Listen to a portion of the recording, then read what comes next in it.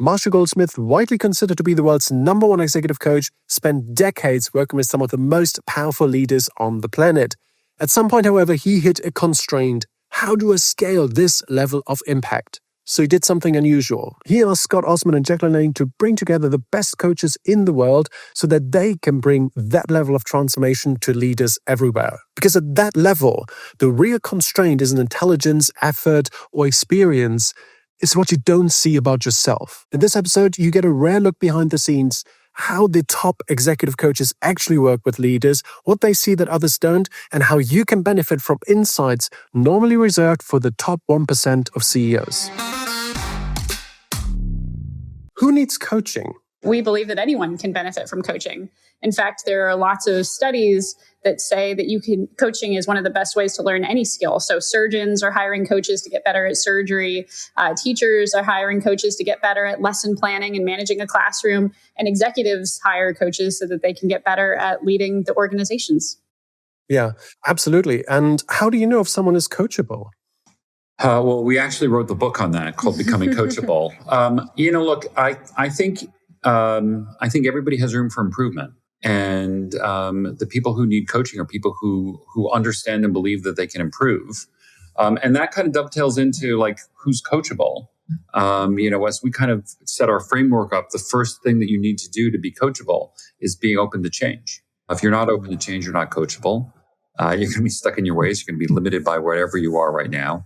But really, at its essence, coaching is about advancing as a human being, more importantly, as a leader. And, just working towards being 100% of the leader you have the potential to be, which, of course, a destination we'll never reach, but one we can always aspire to. Well, and it sounds simple because you would think everything's changing all the time. Isn't change the imperative, the world we all live in? And yet so many people we find are resistant to that kind of change, to making adjustments as the situation around them unfolds and changes. And so, I remember one time an executive came to us and said, "Oh, I don't need to change. I just need the perceptions of all the other people around me to change because I think I'm doing great." And we said, maybe you should think about that a little bit more carefully, because if you're not willing to make any change, why would anyone else around you? I think, and you wrote this, that leaders who go on to create the most impressive results in record time are the most coachable. And I think this is important, right? This is about creating results. It's not just about, I like to improve a skill. It's really about at the end of the day, the results of the business. Oh, certainly. That's exactly what coaching is designed to address. And now more and more and more, we're hearing boardrooms talking about coachability as a key question. And again, it's the board's most important job is to hire and fire a CEO. And this is one of the most important questions that a board is now asking is this CEO candidate coachable? Because when they get in this role, the fact is they're going to need to make some adjustments. They're going to need to listen to their board and do what the board suggests.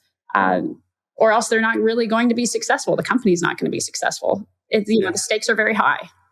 Absolutely. I was just thinking back to my coaching last year. I had business coaching. I had sort of athletic coaching. I had YouTube coaching. I had AI coaching. And to me, it's just obvious that if I want to acquire a skill or just get better at something that has a big impact on the business or just helps me, I'm looking for someone who's done it and who's willing to pass on distilled knowledge and just knows how to pass that on.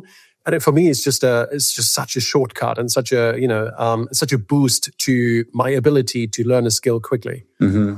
I think you've hit the nail on the head there. There probably was a time where, we as individuals and certainly leaders had the luxury of developing skills over time and learning them a little bit more naturally.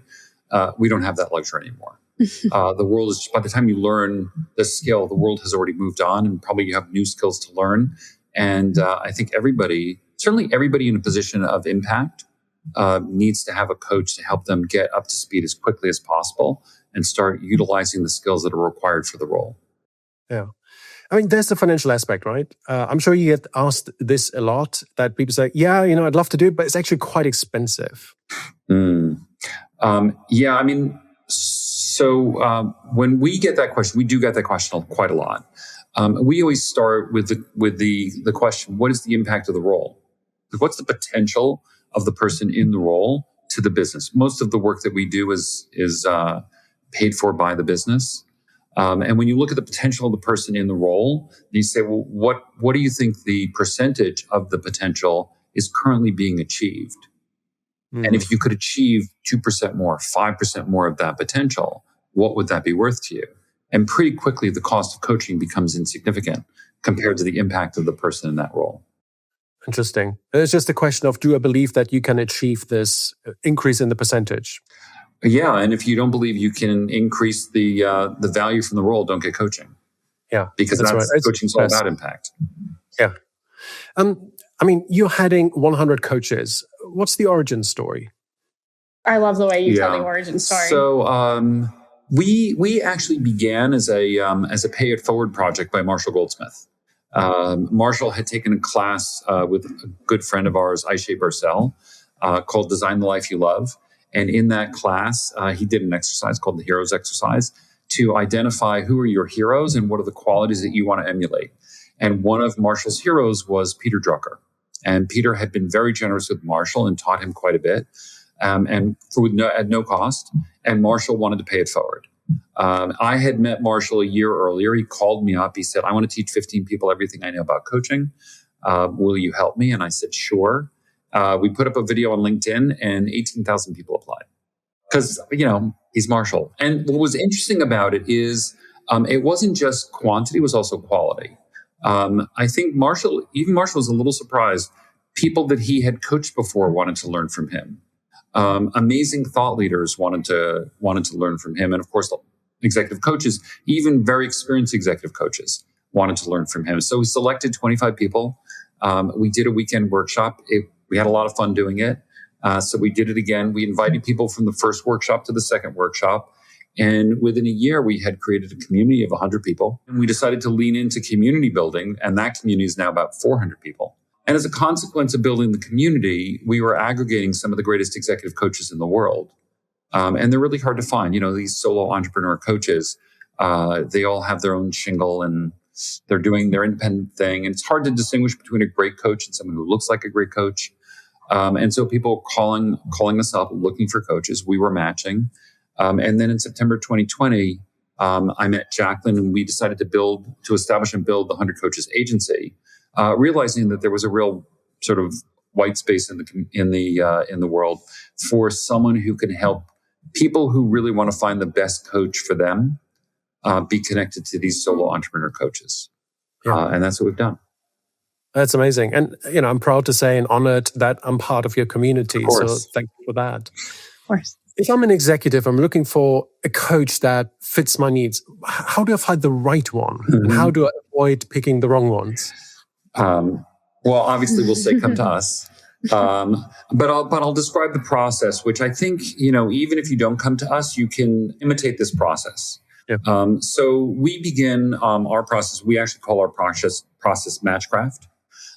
It begins with a discovery call, and we spend the time to find out what it is that this person is looking for in coaching, what they want from the coaching, what the managers, leaders that they report to, the CEO, what the board wants from them for coaching. And we kind of do that work to figure out what's being said, what's not being said, and what the real needs are.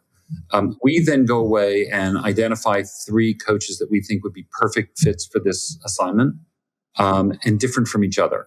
Because, sharing the profiles of 3 people who are all one just like the other doesn't really expand the idea of what coaching can do for the person.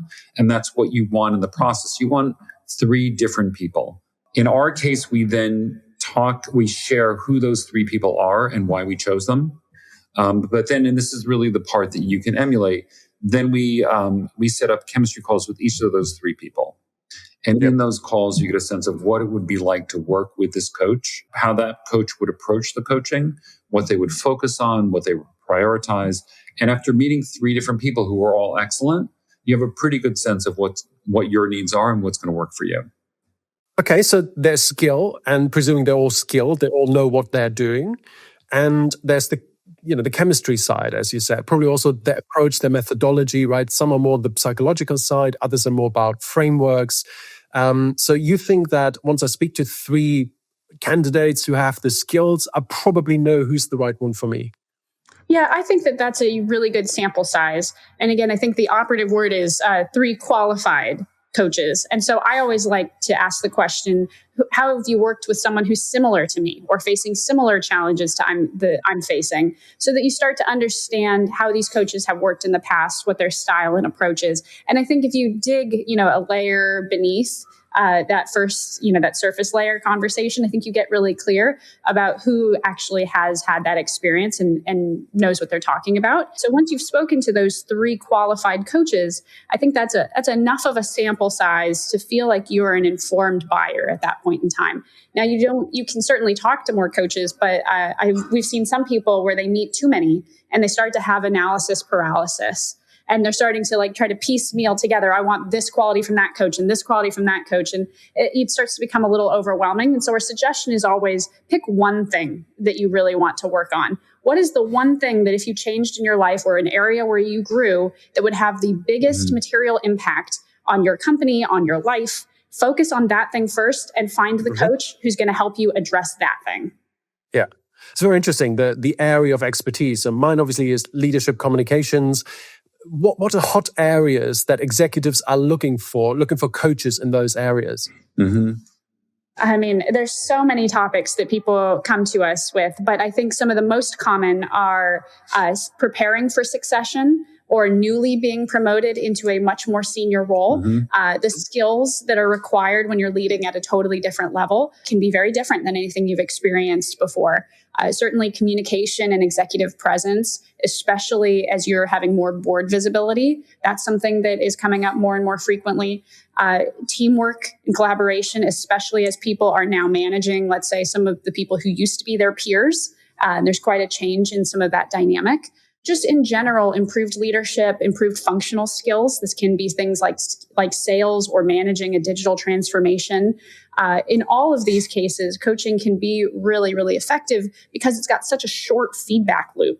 You can get near real-time insight and feedback into how you're performing so that you're getting better at a much faster rate than if you were, let's say, taking a course on any of these topics. Yeah, for sure. You said faster rate, but how long realistically should someone work together with a coach to see substantial results? We always give people the rule of thumb 6 months. So you'll start to make changes right away, but it really takes around 6 months at a minimum for the people around you to also perceive the change. Because it's not leadership is not in a vacuum. You also have to work effectively with other people, and getting them to buy into, let's see, a new change in direction or observing you in a totally different light takes time. Makes a lot of sense. And it's not, we're looking for transformation or at least significant improvements in certain areas. And often it means changing habits. That's what I find, right? So in communications, there's skills, obviously, there are mindsets, but there are also habits. And habits don't change overnight. Correct. I can tell you how to do it the right way, in a way. The skill part is usually the easiest part. But to change those habits forever and ever, that usually takes the longest. Well, and I'll say for myself, once I'm no longer being coached, I fall back into my old habits and ways of being. So for me, ongoing coaching and support becomes really healthy. I mean, I can certainly take a break from time to time, but as I will frequently come back to coaching because it's a big part of giving me the accountability I need to stay the person that I want to be. Yeah. Makes sense. What I love about your approach is that it's kind of 360. You, before you coach an executive, you try to gather input about how they perform, how they interact, so that you can base the coaching on actual feedback by people who deal with them day to day.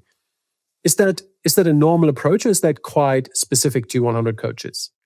Well, I think a 360 is either is or should be a standard tool used by every coach. I mean, we do, when we're helping identify a coach, we do a little bit more, we put a little more effort in beforehand. But that's because of the nature of the agency and candidly because of the people who get coaching through us. They're all high impact people and really can't afford the delay in getting to the right coach as soon as possible and start getting that impact. But once they're in coaching, I think most people who haven't had a 360 within the last 6 months would really benefit from getting that benchmark. It also helps establish what their manager's looking for from the coaching. Always great input to get that. How they're perceived. I think a lot of coaching is how the change that you're making internally. But I think the other half of coaching is how you're changing the way you're perceived in your role. We saw this a fair amount of the coaching right now is, as Jacquelyn was saying, sort of the succession transition coaching. And one of the things that people find is they go from being peers to being leaders of those same people who were recently peers and friends. And when you do that, you have to change that relationship because, of course, you can't simultaneously be leaders and friends. And so when you get that change in the role, right, that advancement in the company, you need to change the perception of how you're seen in that role. And that's one of the 360 helps understand like current perception and where to change those perceptions.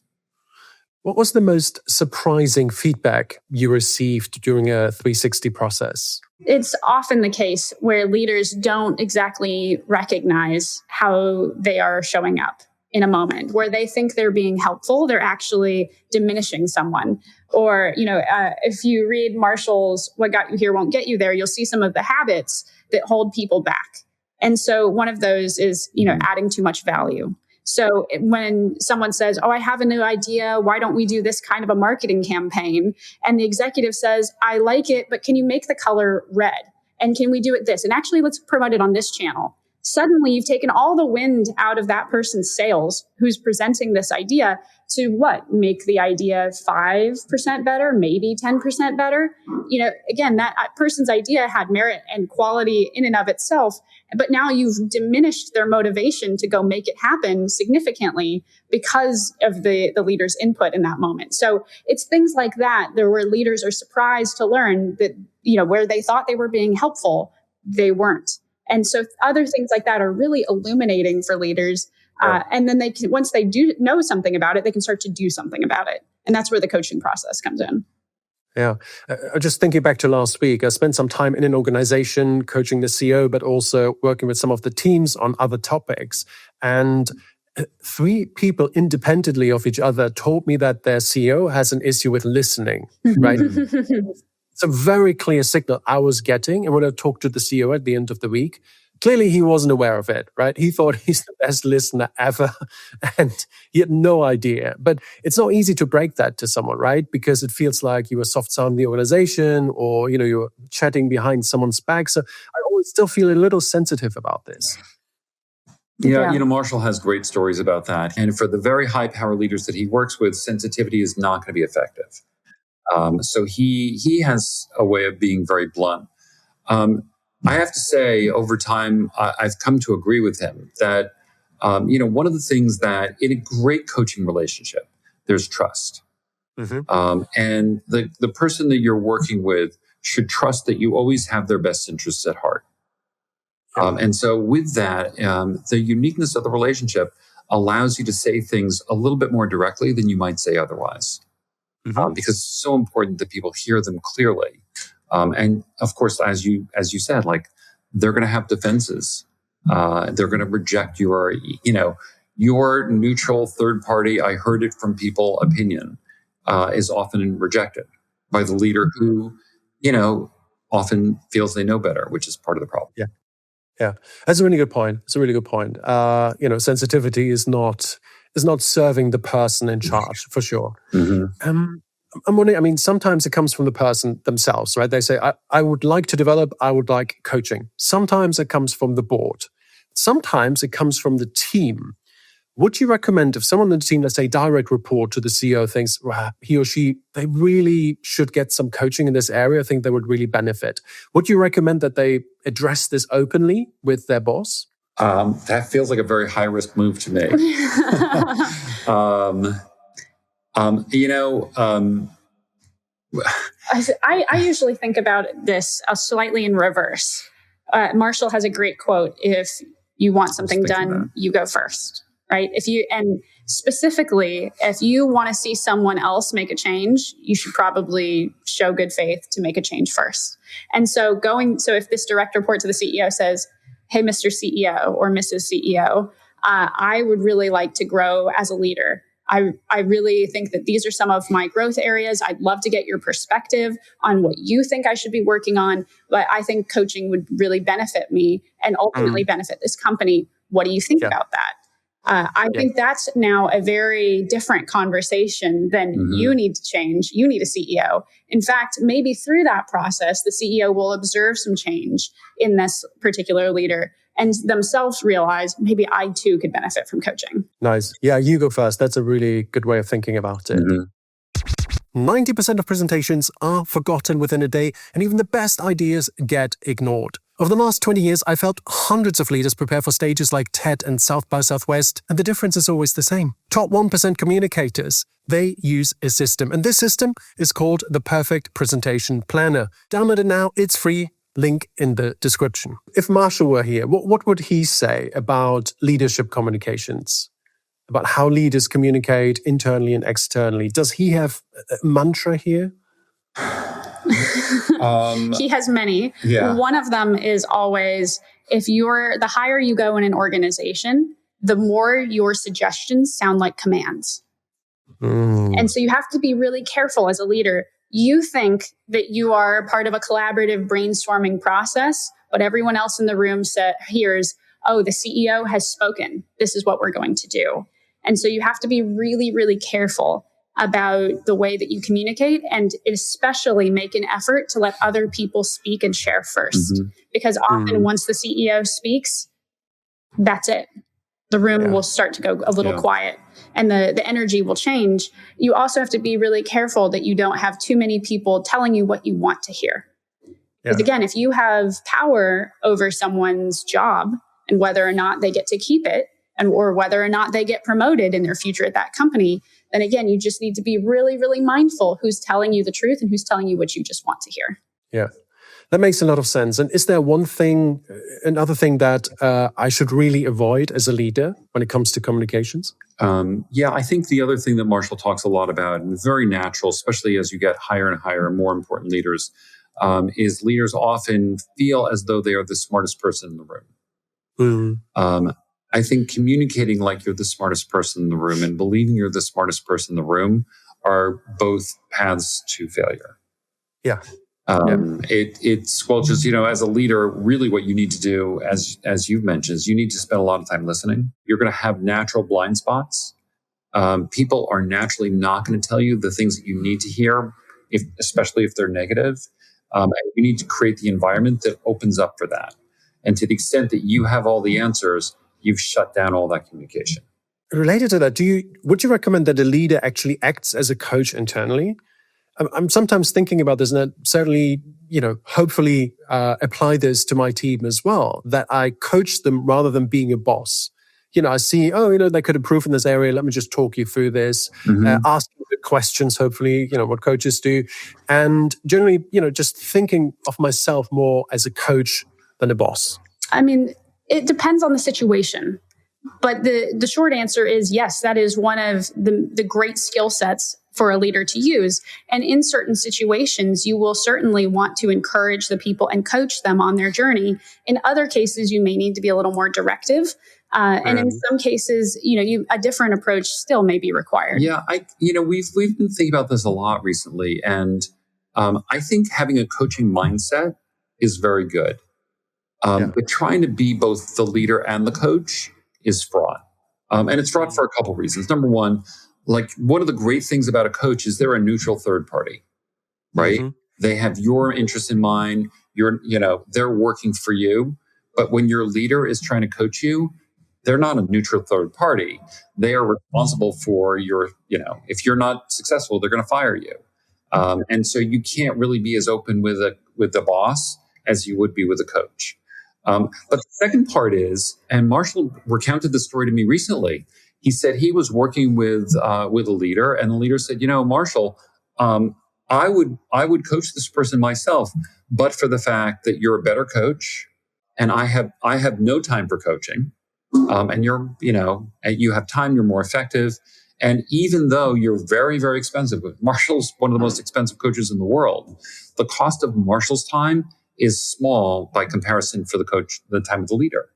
And I think that's true. Any leader who spends their time coaching people instead of hiring a coach to coach them, you have to factor in what is the cost of the time that you're spending coaching if you're really going to be doing it seriously. That's really good points. Really good points. I appreciate that. Now, if someone listens and said, hey, as a leader, I should probably develop this habit of being more coachable. Where do I start? Get our book. I mean, come on. We say this in our book that the first is it's 4 steps in what we call the openness framework. And it starts with, as we said earlier, being open to change. And if you're open to change, then that often naturally leads to being open to feedback. And which is, again, something that we've talked about quite a bit on this conversation, is being open to hearing the perceptions of other people so that you understand the difference between how you intend and how you're, again, how what you say or what you do is actually received. The third step then is to be open to taking action. This is often where you would work with a coach and make some changes in your life, really put the rubber in the road. And then the fourth is then being open to being held accountable. So this is, again, where someone is checking in with you, be it a coach or an accountability partner, someone who's saying, how have you been doing on that thing that you've been putting off? How are you doing on making that change and sticking with it? And that's a lot of the coaching process. Yeah, nice. And do you have favorite coaching questions that you like to ask? We think this really unlocks something in my experience. One of our coaches has this question that it sticks in my brain. And he says, at the end of most coaching sessions, he'll ask the question, how close did you come to firing me today? The coach asks that of the coachee, right? And what he's really asking is, how far did I push you outside of your comfort zone? Because that's really what he sees him as part of his job. If he's let's say a professional trainer training an athlete, it's, did I push you far enough so that you would really get better? This is not someone who's just going to cheer on the sidelines and go, good job, keep going. This is someone who's really going to help stretch you and make you the very best competitor that you can be. And similarly, that's his question to his coachee is, I want to stretch you. I want to push you so far that it forces you into this realm of discomfort and growth so that you can go as far as you possibly can. So I love that question. I love that. That's a really good one. Scott, do you have one? A lot of our coaches are really coach advisors. And I think that some of the best things that happen in coaching are when the coach reveals something that the coachee didn't see. Rather than sort of asking a question, pulling from them, they've done the 360. They've seen that this person is perceived as not being a good listener. And so pulling from that knowledge and saying, have you ever thought of what it would be like, for example? Have you ever thought of what it would be like if you didn't talk until the end of the meeting? Right? Have you ever thought what it would be like if you let your entire team run the meeting and you didn't add you had no contributions whatsoever? And really have that kind of thought-provoking question that opens them up to see the potential of what that behavior change could be like. Yeah. That's a really good one. That's a really good way of framing questions. Is there a question I should ask myself, like an uncomfortable question I should ask myself as a leader regularly? Gosh. I think this goes back to what we were saying earlier. What's the one thing that if I addressed it would make the biggest change in my life, in my leadership, in my company? And if you can reflect on that regularly, I think it starts to become very clear what are the growth areas or the things that are holding us back. But I also would encourage anyone to practice feedback in action by going to someone, a different person, let's say each week or each month. Could be a spouse, could be someone that works with you, for you, and just ask them, what's one thing that you think that is holding me back? What's one thing that you think I don't see about myself? Asking for some of that insight, or what's one thing that you would hope for me? These are great ways to get ideas and suggestions from other people and really work on that awareness. Yeah. A lot of coaching talks about behaviors and changing behaviors. I've been thinking a lot recently about who we are as an essential leader. Like, what are the qualities that we care most about? What are the non-negotiables for us? And I think that regrounding ourselves in the non-negotiables, regrounding ourselves in like who we are and who we want to be as an essential leader, is a great question to come back to on a regular basis. Because I think it's so easy to stray from those things and get caught up in the day-to-day complications of leadership that you forget, like, what are my values and what are the qualities that I really aspire to? I like that. I like that a lot. And we need to take time for that, right? So it's good to do these check-ins and actually schedule them, right? If they're in the calendar, they'll probably happen, and it can be on a Sunday afternoon, but it's good if they happen, because in the day-to-day, they probably get drowned out by everything else that's going on. I mean, I think that's one of the hardest things is the demands on leaders' time. There's always things that can be done. There are always to-do lists that are incomplete. And so really creating the space and time to be intentional, to really consider, yourself, as a person, to consider the strategy of your organization. It's really hard. And that's where we see leaders just benefiting from a coach, because if nothing else, they have 1 hour set aside to do some of that work. But otherwise, it can be really, really hard to make that time. What role do you see for AI? Is AI complementary to human coaching? Could it replace it? Is it even possible to use AI for proper coaching? What's your take? So, coaching happens in a lot of different places. So if you think about the organization as a pyramid, I'd like to believe at the very high end of coaching, working with the C-suite of major companies or SVP level, a lot of coaching has to do with understanding the context of what's going on and making some fairly nuanced decisions based on experience, personal experience. I think AI can support that kind of coaching.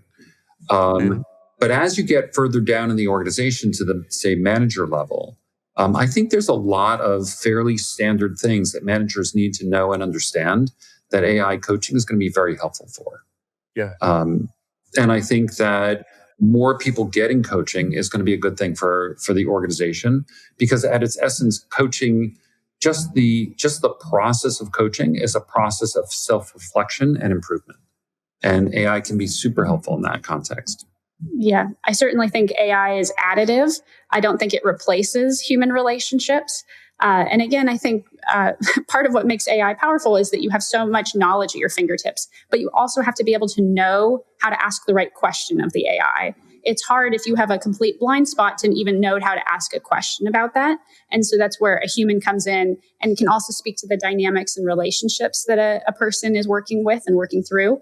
But again, in between sessions, AI can be a really, really useful thinking partner. The only caution that I give people about AI is that it can be a little sycophantic and tell you what you want to hear. So just proceed with caution and have the discernment to know what's what. Yeah, exactly. And then you really have to know how to use it right. Asking the AI to challenge me. You can also prompt it in a way that it's not sycophantic, but rather is a very tough coach in the spirit of, Scott Jacquelyn, for instance. So that's possible too. So if you're using AI for coaching, make sure it's not sycophantic. But I agree. I think it's additive. It's helping. It's making it more democratic in a way. But at the very top, I agree. It's so much about nuance and context. If I don't understand the context and can apply my judgment to the context, which AI clearly can't, then, there's a risk that things go wrong. So I agree, additive, use it, fantastic, but also keep in mind there are limits to how it can and should be used. This is so good. Thank you I'm learning so much from you about coaching as a coach myself and how you do it with all the experience of Marshall and, everyone else around. And I want to ask you, what's your best piece of communications advice for all the leaders out there? Repeat yourself more than you think you need to.